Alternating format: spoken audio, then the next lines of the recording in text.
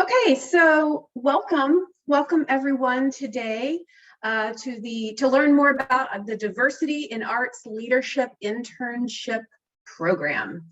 I appreciate that you all are here, and for those of you who responded to my emails of yesterday, thank you for being here also. So we'll get started today. I'm going to introduce just a few people. I'm going to give you an overview of the DIAL program. We're going to talk about who are interns, who are arts hosts, talk about what the application involves, the impact of DIAL, and then give you time for questions and answers. So I am sure that you will have questions and we will do our best to answer them. Before I get started, I'm Reagan Carlisle with the United Arts Council. I am generally the Vice President for Education and Community Programs. I am also wearing the hat of interim president for the time being. So be patient if it takes me longer to respond to your emails. I guess that's what I implore you, please be patient. I also want to introduce Kelly Schrader, who's our new community arts coordinator here at United Arts, and they're with us here on our meeting this morning. So you may hear from one or both of us moving forward in this program. Okay, an overview of the DIAL program. So this is a program of Americans for the Arts. It has been around for 30 years and it started in New York City. So New York City is the only location in the United States that has been going for 30, I think this will be the 31st summer 2022, which is the summer we're talking about. It started with the same goal that we have today, to kind of make sure that everyone has access to positions in arts leadership and our arts admin, field. For the summer 2022, there are 6 different places around the United States. So it's New York, New Jersey, Boston, Nashville, Sarasota, Florida, and Raleigh-Wake County. So we're super excited to be hosting this program here in our community for the first time ever. The DIAL network, remember DIAL stands for Diversity in Arts Leadership. The DIAL program involves a pretty tight partnership between different kinds of groups. First, United Arts, we are your local coordinating agency for this. So we're one part of this puzzle. The next are the arts host organizations. That's what you guys are. These are the arts organizations that work directly with an intern. Like, you get an intern for the summer. You are considered arts hosts organizations, and we'll be talking more about your role in that today. Also, the intern, there are interns who, they're the ones who are working and receiving the experience with the hopes that they will come back and be a part of the arts administration network and in field for once they finish school. And also pretty unique to this program is a community mentor. This is not the supervisor of the intern at the arts host organization. This is a separate community mentor to kind of give this intern a well-rounded experience. They will learn about how their particular organization works, and they will learn how the arts connect to other businesses or elected officials or other arts organizations within a community. For the mentors, each intern has their own specific mentor that is selected by United Arts. Okay. The intern experience. So if you are an intern, you work for 10 weeks at an arts organization to implement a substantive project. It's 26 hours a week, which sounds kind of strange, but 26 hours a week, because the other 4 hours a week is for professional development and networking opportunities. That's generally how that works. Fridays are generally reserved for the professional development opportunities for those interns. Those professional development opportunities are every Friday, and they come together with the interns from all of the 6 regions across the United States. So those are virtual things. There are also, in addition to that virtual experience with the entire network of interns, they also have opportunities to do specific things in our communities, which Kelly and I will be planning, so maybe with some assistance from some of you, but mostly that's our responsibility. The interns will receive a $4,500 stipend for this work. They get access to a community mentor, as I mentioned. They get access to the alumni network, And then this last thing is, for those of you who know about the LEAD conference, LEAD stands for Leadership Exchange in Arts and Disability Conference. It's a national conference that will be in Raleigh for the first time ever next August. And so United Arts will also be paying for the interns to attend that conference. I say early August because it's like the 1st through the 5th, but I don't think it's 5 days. I think it's like 2 or 3 days. And so I'm purposefully being vague now, but I want these interns to have that experience to understand right from the beginning of their careers how to include people with disabilities in the arts, if they themselves are not a person with a disability, including themselves in the arts. The intern profile. Okay, so these interns are undergraduate students from across the United States. They apply from all over. They come from backgrounds underrepresented in arts leadership. There's a competitive application process. When they start the application, they get to select the region that they are interested in, or any region that they are interested in. So like right now, I think we already have 3 applicants who are interested in Raleigh. The deadline is not until the middle of January. So we have plenty of time for a lot more applicants to come in, but no one gets assigned to our community. They select our community. That's how that works. In the application that the interns do, they also have to submit a cover letter, a resume, and they have to answer a question about their commitment and interest in cultural equity, social justice, and or diversity, equity, inclusion in the arts. So you get to hear firsthand about their experience, or we get to hear firsthand about their experience. They also self-select to identify their own identity or background or which communities they're a part of, so that they are like kind of self-identifying how they are underrepresented in arts leadership. This next part is important. We, United Arts, we are the ones who interview, select, and match the interns. So we are just selecting 5 interns for next summer, and we will select 5 arts hosts and we will match them up. This is really important. I'm going to say this a few times because it's not just 5 awesome interns, 5 awesome arts organizations. It's how they connect that is also equally important. To find an intern that actually can make your arts it's a good match for the arts organization. That's the most important thing. The arts host experience. Remember, you guys are prospective arts hosts. You need to make sure that your organization is available for the 10 weeks from Monday, June 6th through Thursday, August 11th. If you are the kind of arts organization that takes 3 weeks off during the summer and your office closes, this is not the program for you. I don't know of too many organizations that do that, but if you are one of those, we need to make sure that your organization is up and running for those 10 weeks. Your role is to provide an intensive hands-on introduction to the arts nonprofit community of Wake County, specifically through the lens of your organization. Interns have a 26-hour work week, typically Monday through Thursday, but that can be decided on with a particular organization, given what the intern's project is and how it connects to your overall schedule.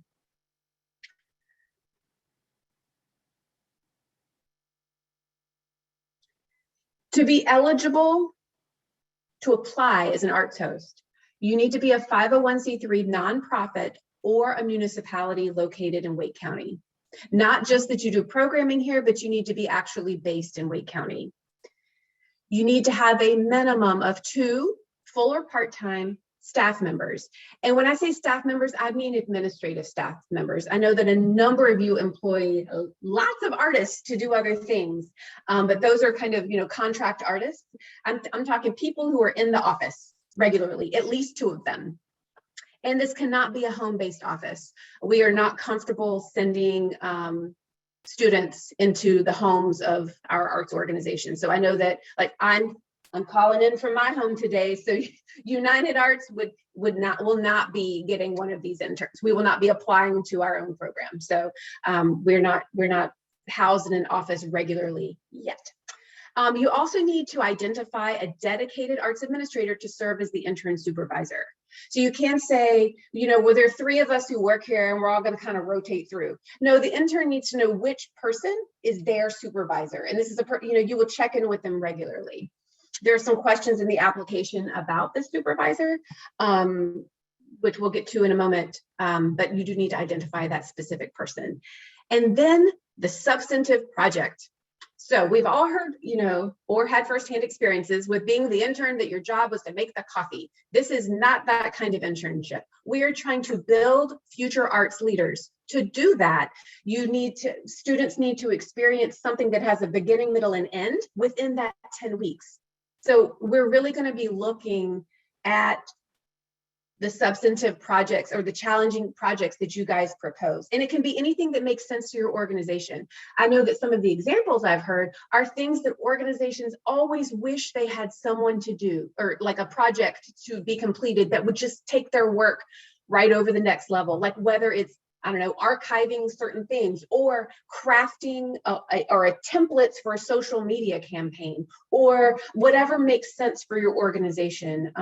Give that some thought, because when we look at your applications, that is something we're really going to be looking at to make sure that it's something that can be completed in 10 weeks. Think about it like this. We want this intern at the end of their 10 weeks with you to be able to add this to their resume. Like, not only did I work there for 10 weeks, but also I accomplished this project during that time.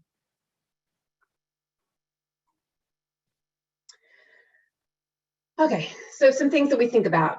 Does your organization have a mission and vision that incorporates principles of equity, diversity, access, and inclusion? Do you have a demonstrated commitment to equity, diversity, access, and inclusion? And there are places in the application to write this. One of them is, what's your mission statement? And the other is, tell us how you've demonstrated your commitment. And that can look like a lot of different things that's unique to each of you. And so that's why we left that question kind of open-ended, because we want to see how you respond in an authentic way, but from your organization.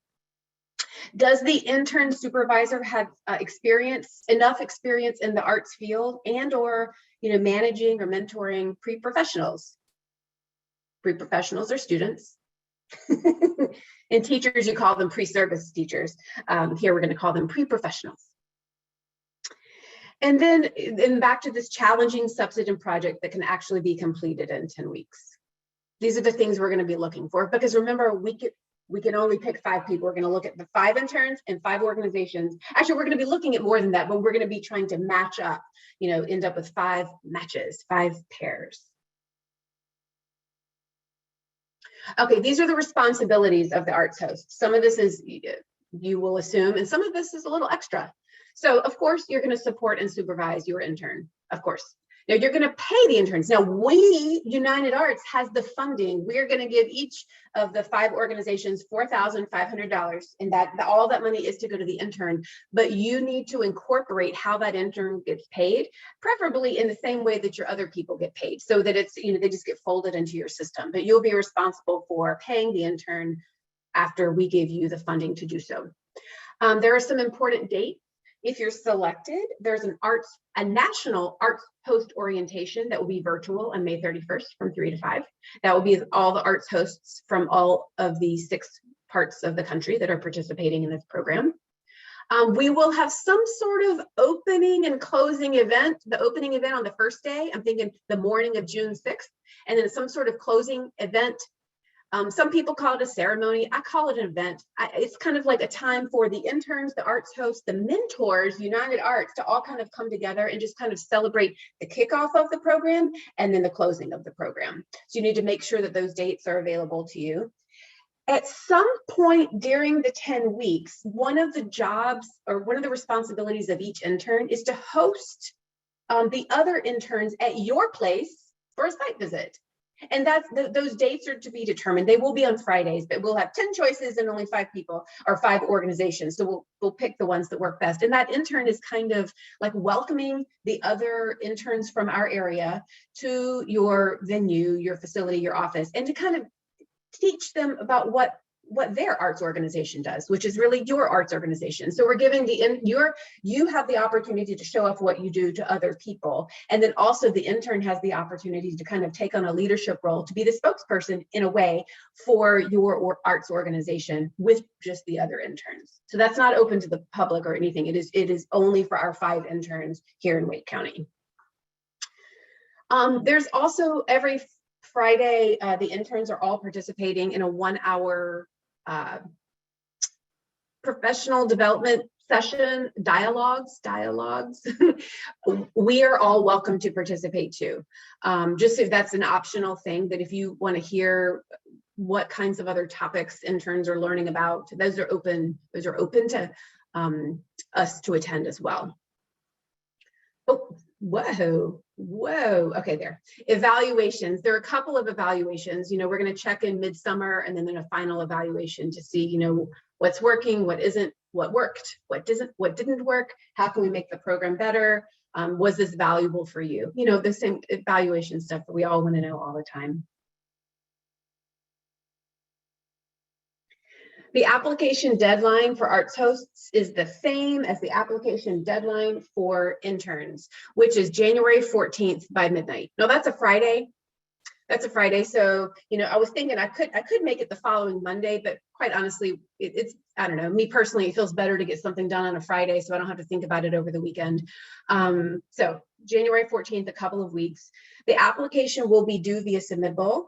And I think, Kelly, can you put the application link in the chat if you haven't already done that? Maybe, oh, you did. Thank you. Okay, so it'll be done via Submittable, which you are, since most of you have worked with United Arts in the past, you have Submittable account. It's pretty straightforward. The application components, we're not going to look at the application right now because it's pretty straightforward and most of you are familiar with Submittable, but there's a part about your organization, like how many full-time and part-time staff members work at your organization, what is your physical address, what is your mission statement, stuff like that. Then there's a section about your intern supervisor, you know, like there's a place to put a brief bio about your intern supervisor that can tell us like how long has that person been with the organization, do they have any experience managing interns. These things, the experience managing interns is not a make it or break it kind of question. It helps us understand how best to match an organization or an intern with your organization. There's a place for you to describe the project. You know, it's just like a paragraph, like this is what I want them to do. Make sure you're keeping in mind that it can be done in like a 26-hour work week for 10 weeks. Like this is, you know, it should be possible to achieve in that time. And then there's a place for you to say if there are any preferred skills or qualifications. Like if you want someone to capture like documentary photographs of your work or something, maybe you need a person with photography skills.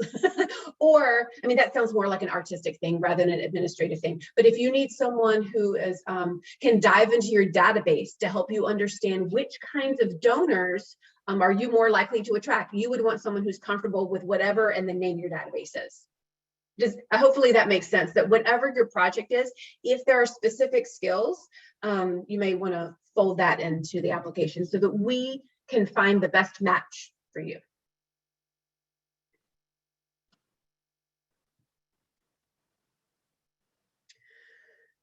I'm moving so fast today. Okay, the impact of the Diversity in Arts Leadership Program. So first, DIAL benefits the stakeholders. The primary stakeholders are the intern and you, because the intern will walk away with this firsthand experience. They will understand how the arts community of Raleigh and Wake County work together for things.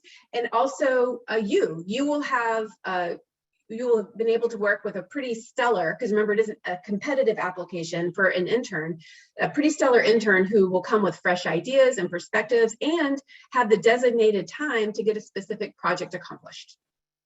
Okay, for the field, as we all know, the best way to solve problems is when different kinds of people come together to address the same problem. So the thing we're trying to address is how to create more equitable outcomes in arts management. So if United Arts and each of you and each of the mentors and each of those people in these other communities are all coming together to try to make it so that all kinds of students understand that this is a viable career path for them, then we're making substantive change across our field. There's also the sustainable and long-term impact between the program itself, the professional development opportunities, and the networks that each intern will create both here in Wake County and with the other interns from the other programs. It has a ripple out effect to cause change, hopefully sustainable and long-term change across our field and in our communities. You know, as I said, the New York community has been doing this for 30 years. Several years ago, they did a survey. 98% of the students said that Dial was influential on their careers. 48% of them have careers in the arts today, and 39% of those are managers or above. So the Dial program is working. Even though it is new to our community, or will be new to our community, we have the benefit of learning from the experiments, the learning opportunities of other people, so that we can kind of jump in and do what's best for our community, hopefully. Okay, that was a lot. What questions? You ask questions, and Kelly and I will do our best to provide answers. I'm going to stop screen sharing. You know, before I do that, hold on, let's see here. Before we get into questions and answers, I will say, everybody who's here today, if you can make sure to put your organization in your name so I can see where you're coming from. Some of you I know, especially those of you who registered ahead of time. But if I didn't know that you were coming today, I want to make sure that I know who is here, which organizations are represented. It's not mandatory to be here to submit an eligible application, but it helps me. We are going to be sending all of you a recording of this, a copy of the slides, a link to the application, and then any other documents we can think of that would be helpful as you make your decision whether or not to apply for this opportunity. Okay. Oh goodness, hold on, I lost you all. There you are. Okay, what questions do you have?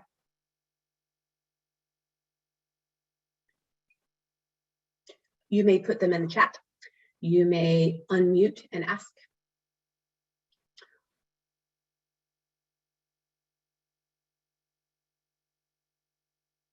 Or I will assume that I just answered every question you ever thought you had. Oh, Asha, do you have a question? Yeah, I just missed your remarks on the funding for the interns.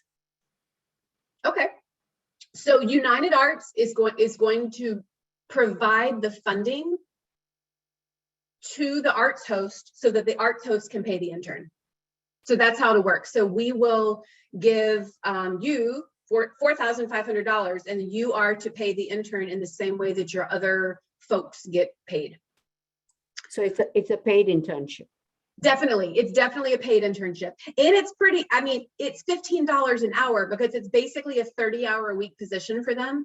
So $15 an hour, 30 hours a week, 10 weeks, $4,500. Okay, so Jerry, if we pay the interns, am I correct to assume we would be the ones issuing the 1099s? Yes. That is true. Now you have choices. You can pay them like the flat stipend and act as if they're contractors, or you can fold them into as employees and pay them that way.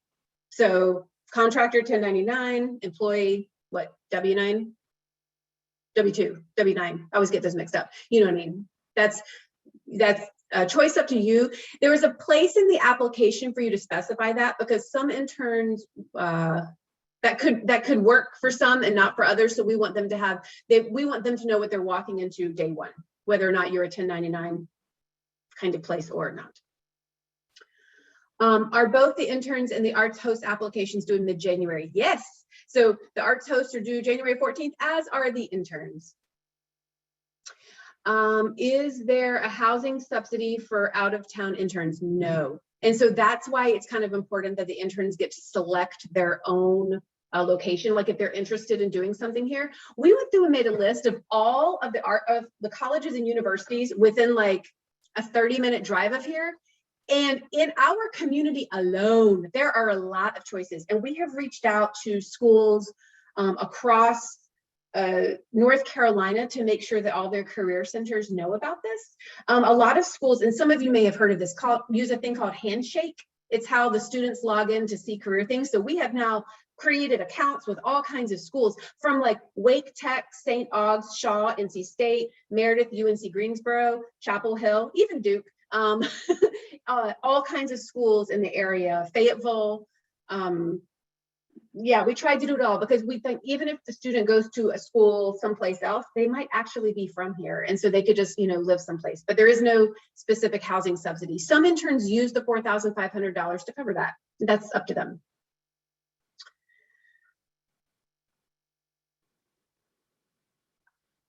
More questions?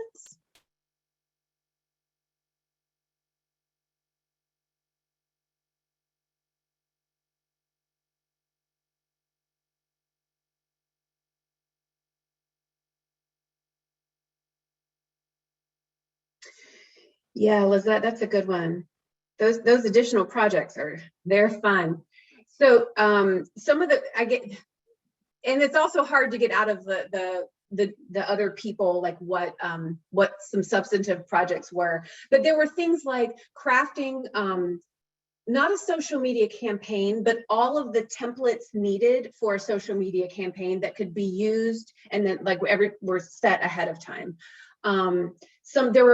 That's kind of a marketing one. There was something about for some dance organization in New York that the intern was responsible. It was like an archival kind of thing where they took old or older things and categorized them so that they could be used for future projects, stuff like that.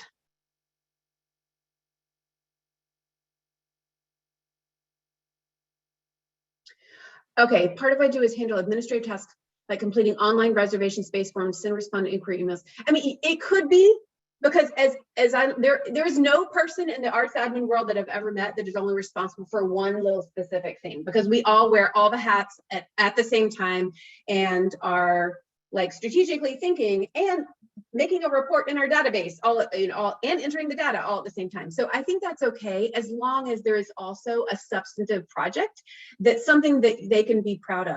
Oh, I just thought of another one. Okay, there's a group in New York where they put pianos in public spaces and then they play it and people sing. Okay, so during the pandemic last summer, they launched the intern, because last summer all the internships were virtual. That intern was based in Los Angeles. So that intern took that other program and made it happen in Los Angeles, in a community that they were already living in, even though the organization was based in New York, and made that same thing happen there.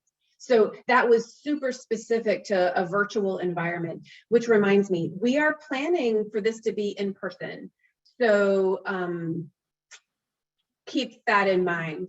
I guess, as with all things in this day and age, we have to remain flexible about everything, but that is the plan right now, that this will be an in-person internship.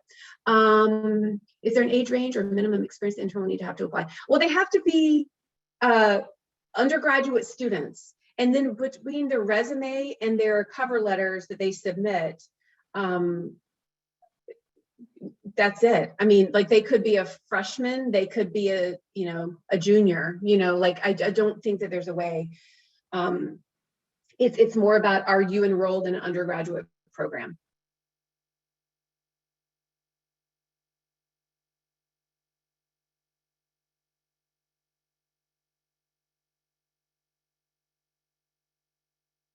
Other questions? Yes, undergraduate college students. No graduate. And the thing is, we may have some graduate students who think they can slip into the application process, and those people are going to be removed before we even get to see them. So that's good.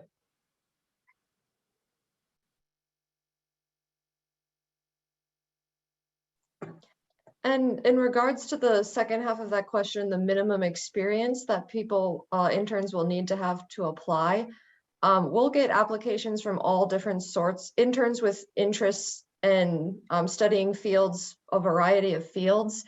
But if your project requires a specific form of experience, definitely let us know within the application because we'll have interns with all sorts of experiences and expertise and interests in different areas.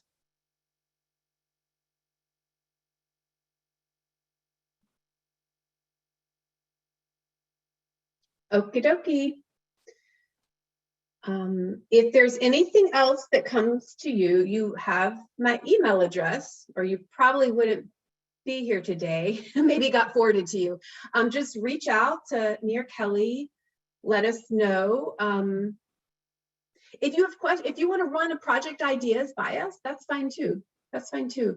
I will be working next week. I know a lot of people will not be, but we are working at least Monday through Wednesday. How about that? At least. So let us know. I'm super excited to bring this program here. I think that it's about time that our community gets to do does programs that are comparable with other programs going on around the country. Like, I'm excited that we're able to participate in this way. So I'll hang around if there are questions, but thank you for being here.